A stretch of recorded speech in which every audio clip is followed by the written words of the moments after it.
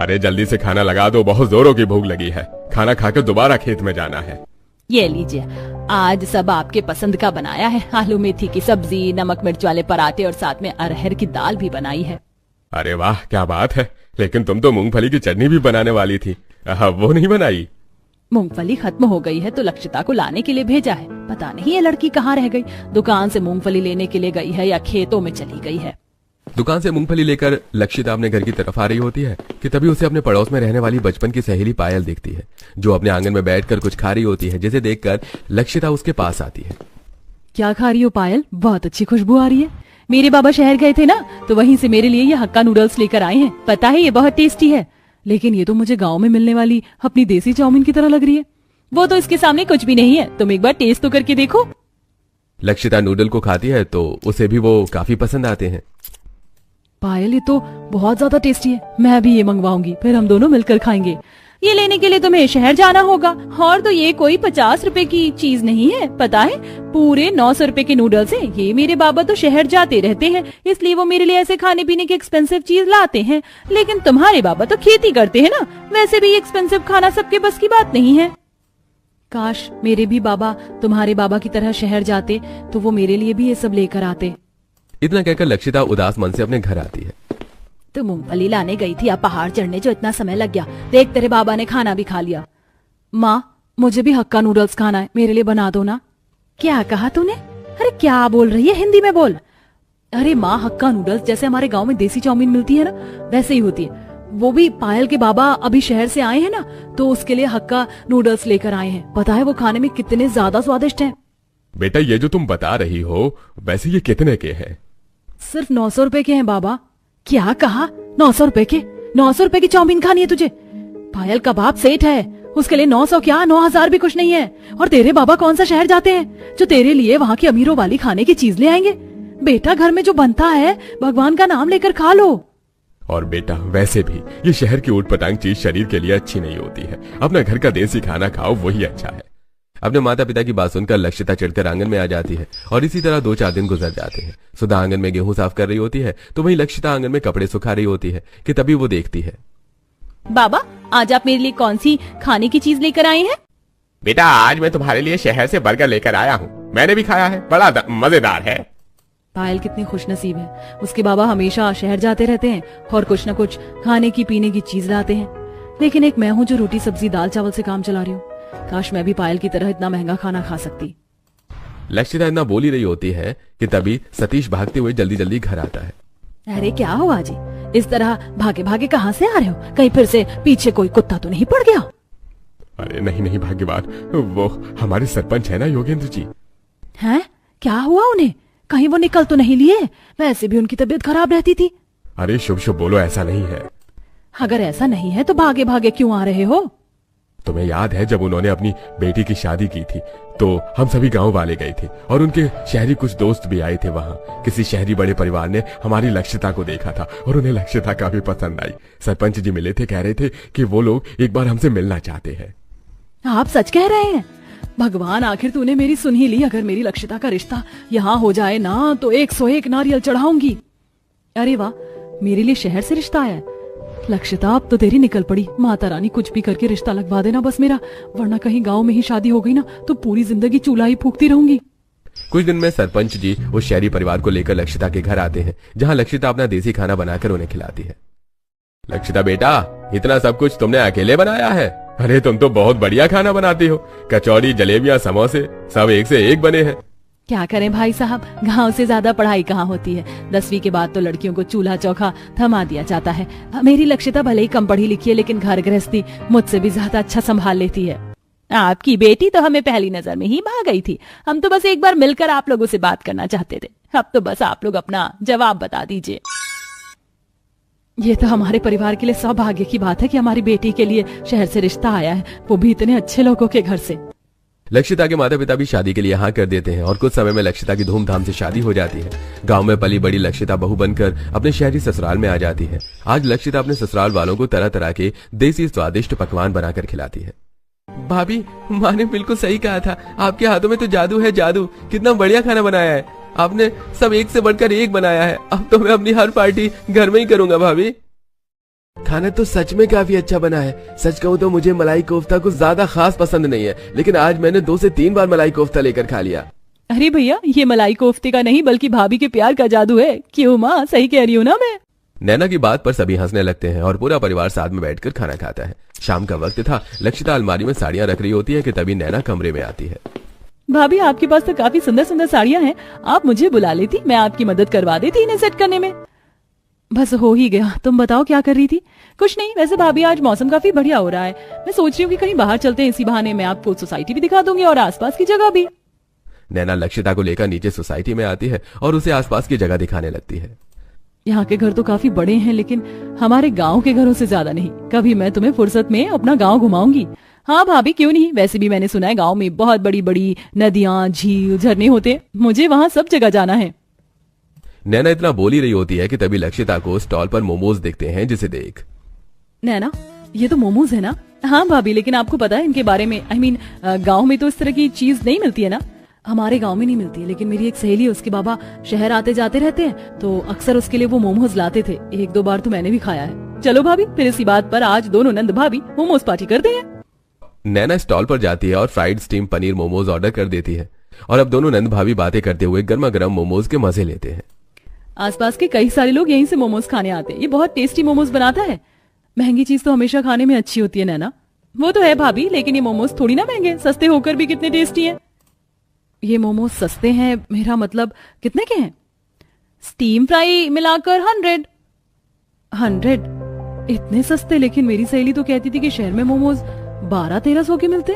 भाभी, आपकी सहेली आपके साथ मजाक करती होगी। तंदूरी मोमोज भी सिर्फ 150 रुपए प्लेट है। अपनी नंद की बात सुनकर लक्षिता को कुछ पुरानी यादें याद आने लगती हैं। ये देख लक्षिता, आज मेरे पापा शहर से मेरे लिए क्या लेकर आए। इसे मोमोज कहते हैं। लेकिन ये तो बिल्कुल मोदक जैसे दिख रहे हैं। हाँ, दिख तो रहे हैं, लेकिन ये मोमोज है। वैसे तो ये पूरे 1200 रुपए के हैं, लेकिन तू मेरी सहेली है तो मैं तुझे एक तो खिला ही सकती हूँ। ये ले, खाकर बता कैसे है। ये तो बहुत ज्यादा अच्छा है, मुंह में जाते ही घुल गया। और इसकी चटनी भी कितनी तीखी तीखी है। एक्सपेंसिव खाने की तो बात ही अलग होती है। काश तो भी मेरी तरह इस तरह का एक्सपेंसिव खाना खा सकती। पायल की बातों को याद करते हुए लक्षिता अपनी नंद के साथ मोमोज खाती है और घर आ जाती है। ऐसे ही कुछ दिन गुजर जाते हैं। माँ जी, आज तो संडे है, सब घर में है, तो नाश्ते में कुछ स्पेशल बना देती हूँ। सोच रही हूँ ढोकला, पोहा और पनीर के पराठे बना लूं। संडे के दिन नाश्ता हम लोग नहीं बल्कि घर के आदमी बनाते हैं। सुबह से तुम्हारे ससुर, देवर और पति किचन में घुसे हुए हैं। माँ जी, यहाँ पर आदमी भी खाना बनाते हैं, पर हमारे गाँव में तो ऐसा कुछ है ही नहीं। वहाँ तो सिर्फ औरतें ही चूल्हा चौका संभालती हैं। बहू, हर किसी की सोच एक जैसी नहीं होती। अब तुम सब हफ्ते के 6 दिन हमारा कितना ख्याल रखती हो, खाना बनाती हो, घर के काम करती हो। अगर छुट्टी वाले दिन हम लोग तुम्हारी थोड़ी मदद कर देंगे तो कोई बुराई थोड़े ना है। लक्षिता, खाना सिर्फ तुम ही नहीं बल्कि हम लोग भी अच्छा बनाते हैं। आप सब लोग बस बैठिए, हम खाना लेकर आते हैं।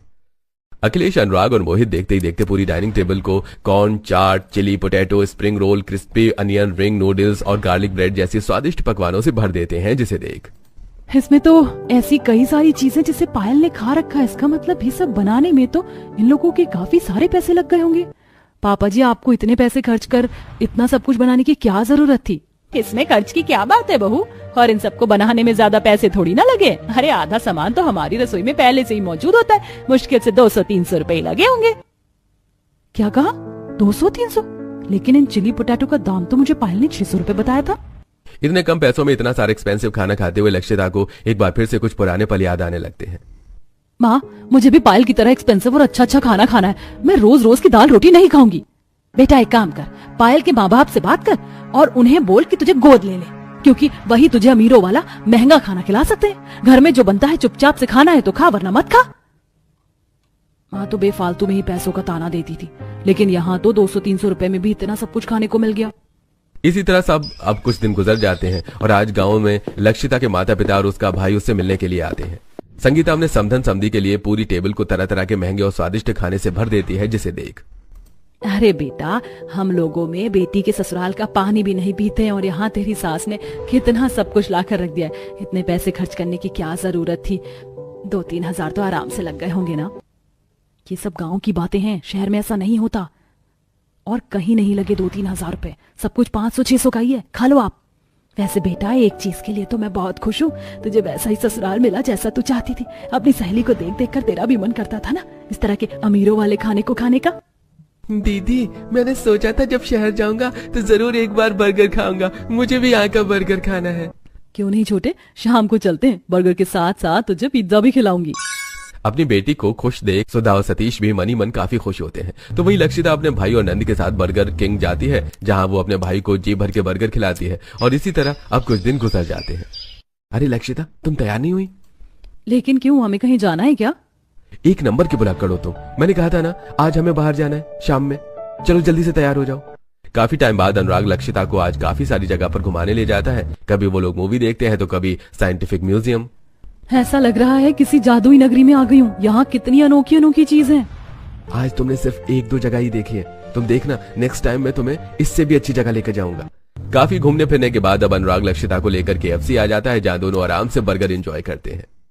लक्षिता, लगता है तुम्हें रेड सॉस के साथ ये चिकन नगेट्स और बर्गर कुछ ज्यादा ही पसंद आ गया। मेरी सॉस भी तुमने खत्म कर दी। क्या करूं अनुराग, ये सब बहुत टेस्टी है। आपने सिर्फ 600 रुपए में इतना सब कुछ खाने का ले लिया, वरना मुझे तो लगा था कि ये काफी एक्सपेंसिव खाना होगा। कभी घर में, कभी बाहर से ऑर्डर करके, तो कभी अपने ससुराल वालों के साथ बाहर जाकर लक्षिता एक्सपेंसिव खाने को काफी एंजॉय करती है। इसी तरह अब कुछ दिन गुजर जाते हैं। भाभी, आज मैंने चीज केक ऑर्डर किया है, आप इसे प्लेट में डालकर ले आइए, मैं जब तक चेंज करके आ जाती हूँ। लक्षिता प्लेट में चीज केक रखकर बाहर डाइनिंग टेबल की तरफ लाई रही होती है कि तभी गलती से लक्षिता से केक की प्लेट फूटकर नीचे गिर जाती है और सारा केक जमीन पर बिखर जाता है। तभी नैना भी आ जाती है। नैना, मुझे माफ कर देना, मैंने तुम्हारा इतना महंगा केक खराब कर दिया। अरे भाभी, माफी मांगने की क्या जरूरत है, सिर्फ केक ही तो गिरा है और ये इतना भी महंगा नहीं था, सिर्फ 700 रुपए का था। मैं दूसरा ऑर्डर कर लेती हूँ। महंगे केक का नुकसान करने के बावजूद भी नैना लक्षिता से कुछ नहीं कहती। तो वहीं लक्षिता को एक बार फिर पुराने पल याद आने लगते हैं। पायल, मैंने जानबूझकर पेस्ट्री नहीं गिराई और जितना मुझे पता ये सिर्फ 30 या 40 रुपए की होगी। तुम कहो तो मैं तुम्हें इसके पैसे दे देती हूँ। एक पेस्ट्री का टुकड़ा पूरे 300 रुपए का था। ये कोई ऐसी वैसी पेस्ट्री नहीं है, मेरे पापा शहर से लेकर आए थे। ये एक्सपेंसिव है, तुम्हें एक्सपेंसिव का मतलब भी पता है? समय बीतने के साथ साथ अब एक्सपेंसिव खाना खाने के साथ साथ लक्षिता खुद भी तरह तरह की एक्सपेंसिव खाने घर में ही बनाने लगी थी। फाइनली आज मैंने बिना जलाए ओवन में पिज्जा बना ही लिया। काफी सारी चीज बनानी सीख ली है मैंने, अब तो सबको मैं ही बनाकर खिलाऊंगी। यूं ही कुछ समय गुजरता है और अब लक्षिता कुछ दिनों के लिए अपने गांव मायके आती है। कितने समय के बाद हमारी लक्षिता घर आई है। हाँ, सब कुछ हमारी बेटी की पसंद का ही बनना चाहिए। सोच रही हूँ कि मनपसंद मटर पनीर की सब्जी, पूरी और पुलाव बना लेती हूँ और साथ में खीर भी। माँ, आज आप आराम करिए, खाना मैं बना लूंगी। मैं सोच कर आई हूँ कि आज मैं आप सभी को अपने हाथ का Manchurian, chilli potato, noodles, garlic bread और हाँ, कुकर में केक भी बनाकर खिलाऊंगी। लेकिन दीदी, ये सब तो बहुत महंगा खाना होता है, इन्हें बनाने के लिए तो काफी पैसे लगेंगे ना? अरे नहीं छोटू, इन सबको बनाने का लगभग सारा सामान हमारे घर में ही है और जो थोड़ा बहुत मुझे जरूरत का लगा मैं लेकर आ गई हूँ। देखते ही देखते लक्षिता घर में रखी हुई सारी चीजों का इस्तेमाल कर तरह तरह के टेस्टी डिशेस बनाती है, जिसे देख उसके माता पिता काफी हैरान होते हैं। और जब सारा खाना बनने के बाद लक्षिता के मायके वाले उसे चखते हैं तो, अरे बेटा, तो इसी महंगे खाने को खाने के लिए हमसे कितना बोलती थी, लेकिन ये तो घर के सामानों से ही कितनी आसानी से बन गया और ज्यादा मेहनत भी नहीं लगी। मुझे तो लगता था कि ये सारा खाना 1000-2000 में बनेगा, लेकिन मेरी बेटी ने तो इतने कम पैसों में इतना सब कुछ बना लिया। लेकिन तेरी वो सहेली पायल तो इनके काफी ज्यादा दाम बताती थी ना। अरे माँ, पायल से याद आया, मैं तो जब से आई हूँ उससे मिली ही नहीं। उससे मिलकर आती हूँ और साथ में उसे भी ले आऊंगी। मैंने इतना सब कुछ बनाया है, उसे भी खिलाऊंगी। लक्षिता जल्दी से अपनी सहेली पायल के पास जाती है, जहाँ हमेशा की तरह आज भी पायल अपने आंगन में बैठे बैठे लजानिया खा रही होती है। पायल जैसी लक्षिता को देखती है। अरे लक्षिता, तू बड़े दिनों बाद आई है। शहर जाकर तो तू मुझे भूल ही गई, और भूलेगी भी कैसे नहीं, वो शहर जो है। अरे नहीं यार, तुझे भी भला मैं कभी भूल सकती हूँ क्या? लगता है आज भी काका तेरे लिए शहर से कुछ स्पेशल लेकर आए। हाँ, इसे लजानिया बोलते हैं। तू भले ही शहर में है, लेकिन मुझे नहीं लगता कि तूने इसे खाया होगा। पता है, ये पूरे 2000 की डिश है। अच्छा, ये इतनी महंगी है? वैसे मैंने घर पर कुछ बनाया है, सोचा तुझे भी खिला दूं। चलना मेरे साथ। वैसे इतनी महंगी डिश के सामने तेरा बनाया हुआ देसी खाना कुछ खास तो होगा नहीं, पर फिर भी तूने इतने प्यार से बनाया तो खा लूंगी। लक्षिता पायल को अपने घर लेकर आती है, जहाँ पायल देखती है कि बड़े से मैट पर तरह तरह की वही डिशेस हैं जो वो लक्षिता को महंगे दाम बताकर खाती थी। अरे लक्षिता, तूने तो मुझसे कहा था कि तूने अपने हाथों से कुछ बनाया है, लेकिन ये सब तो बाहर से लाया हुआ है। जरूर तेरे पति ने तुझे पैसे दिए होंगे, वरना इतना सब कुछ महंगी चीज तू कैसे खरीद पाती। ये मैंने खरीदी नहीं है, बल्कि घर में बनाई है, और इसमें मेरे कुछ खास ज्यादा पैसे भी खर्च नहीं हुए हैं। मुश्किल से 400 से 500 रुपए लगे होंगे। क्या कहा तूने? 400 से 500? मजाक मत कर, इतनी सस्ती थोड़ी ना चीज होती है, ये सब एक्सपेंसिव खाना है। एक्सपेंसिव का मतलब तो तुझे पता ही है ना। पायल, मुझे अच्छे से एक्सपेंसिव का मतलब पता है। तू हमेशा मुझसे झूठ बोलती रही। तेरे बाबा 100 रुपए की चीज लाते थे और तू मुझे 1000 रुपए बताती थी। ये सब तो तू मुझे नीचा दिखाने के लिए करती थी ना, क्योंकि हम पैसों के मामले में तेरे जितने अमीर नहीं है। मुझे नहीं पता था कि तू भी और अमीर घमंडी लोगों में से एक ही है। मैं तो तुझे हमेशा से अपना अच्छा दोस्त मानती थी। तेरी इन्हीं हरकतों की वजह से मैं बार बार आकर माँ बाबा को एक्सपेंसिव खाने के लिए परेशान करती थी। लेकिन शादी के बाद मुझे सब पता चल गया कि क्या एक्सपेंसिव है और क्या नहीं। अरे दोस्तों में तो एक दूसरे का भरोसा जीता जाता है, लेकिन बेटा तुमने तो मेरी बेटी का भरोसा ही तोड़ दिया। वैसे ये कोई इतनी बड़ी बात भी नहीं है, लेकिन झूठ बोलकर नीचा दिखाना तो सही नहीं है ना। ये सब सुनकर पायल को काफी शर्मिंदगी महसूस होती है और वहां से चली जाती है। इसी के साथ लक्षिता को अब ये बात समझ में अच्छे से आ चुकी थी कि जरूरी नहीं है कि हमेशा टेस्टी और अच्छा दिखने वाला खाना एक्सपेंसिव ही हो। कम पैसों और घर की चीजों का इस्तेमाल करके भी हम एक्सपेंसिव खाने को घर में ही बनाकर खा सकते हैं।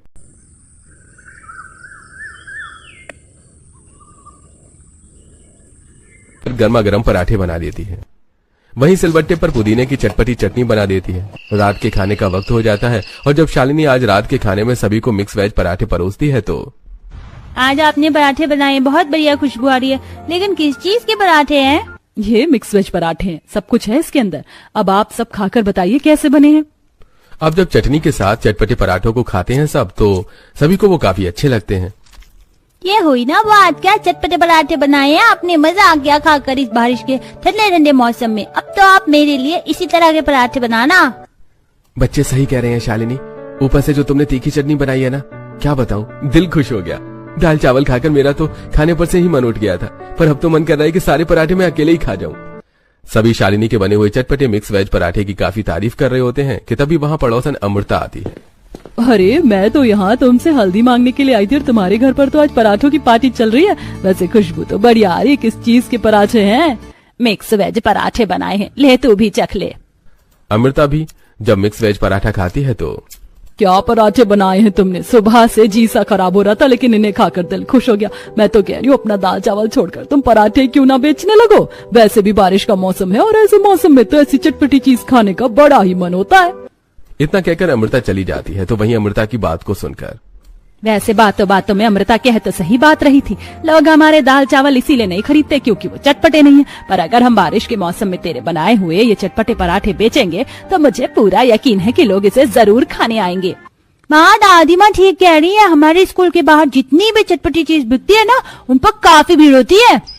अगले दिन विनोद फिर से ढेर सारी सब्जियां लेकर आता है, जिसे छांटकर शालिनी साफ सब्जियां अलग कर देती है और अब अपने उस दाल चावल के ठेले पर मिक्स वेज पराठे बनाने की सारी तैयारी करके अपने सास के साथ ठेला लेकर चल पड़ती है। अरे अब तो आप लोगों ने भी पराठे का काम शुरू कर लिया, लेकिन क्या ही फायदा, सामने जो पराठे बेचने वाला था अब तो उसका काम भी अच्छे से नहीं चल रहा है। रोज वही आलू प्याज के पराठे खाकर अब तो मन सा भर गया है। लेकिन ये मामूली आलू प्याज के पराठे नहीं है, ये मिक्स वेज के पराठे हैं। गाजर मटर गोभी आलू प्याज सब है इसमें, और तो और तीखी चटपटी चटनी के साथ। अरे तारीफ तो आपने कुछ ज्यादा ही कर दी, तो खिला दीजिए पराठा। खाकर देखते हैं कि कैसे चटपटे मिक्स वेज पराठे हैं ये। शालिनी अब लोई लेकर उसे बेलकर उसके अंदर चटपटी मिक्स वेज की स्टफिंग भर देती है और जल्दी से तवे पर गर्मा गर्म सेकती है। तो वहीं सुलोचना प्लेट में 2 से 3 तरह की अलग अलग तीखी चटपटी चटनी के साथ जब उस ग्राहक को पराठा देती है तो अरे बहन जी, बिल्कुल सही कहा था आपने, इस हल्की हल्की बारिश में मिक्स वेज पराठे खाकर मजा आ गया। ये तो सच में काफी चटपटे हैं, मजा आ गया, एक और लगा दीजिए। उस कस्टमर को इतना तारीफ करता देख आसपास के कुछ और लोग पराठे खाने के लिए आते हैं और जब वो लोग भी इस बारिश के मौसम में गर्मा गर्म मिक्स वेज चटपटे पराठे खाते हैं तो अरे भाई, मैंने तो आज सिर्फ आलू प्याज के पराठे ही खाए थे, पहली बार मिक्स वेज पराठे खा रहा हूँ, पता नहीं था कि ये इतने टेस्टी भी हो सकते हैं। अरे भाई, हल्की हल्की बारिश, ठंडा मौसम और ये चटपटे पराठे, बढ़िया कॉम्बिनेशन है, अब तो मैं रोज पराठे खाने आऊंगा। ग्राहकों की इतनी तारीफ और अपने पहले ही दिन में 800 से 900 रुपए की कमाई करके दोनों सास बहू काफी खुश होती हैं और अब इसी तरह वो रोज अपना मिक्स वेज पराठे का ठेला लगाती हैं। पता है, प्रेगनेंसी की हालत में हमेशा कुछ चटपटा तीखा खाने का मन करता है, लेकिन हर चीज सोच समझ कर खानी पड़ती है। लेकिन आपके पराठे ऐसे नहीं है, टेस्ट के साथ साथ इसमें इतनी सारी सब्जियां हैं कि ये तो मेरे लिए हेल्दी हैं। पर आप ज्यादा तीखी चटनी मत खाइए, ये वाली चटनी ट्राई करिए, ज्यादा तीखी तो नहीं है लेकिन टेस्टी है।